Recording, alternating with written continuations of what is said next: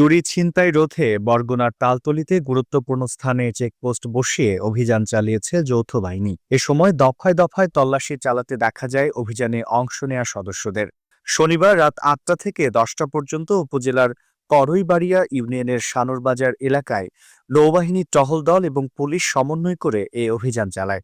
বিষয়টি নিশ্চিত করেছেন চেকপোস্টের নেতৃত্বে থাকা নৌবাহিনীর তালতলীর detachment commander lieutenant M Naim Hasan X H4BN। সরেজমিনে গিয়ে দেখা যায় সন্দেহভাজন ব্যক্তি হেলমেট ও লাইসেন্সবিহীন মোটরসাইকেল আরোহী, যাত্রীবাহী বাস, ট্রাক, পিকআপ, অটো, সিএনজি এবং প্রাইভেট কারে তল্লাশি চালাচ্ছে যৌথ বাহিনীর সদস্যরা।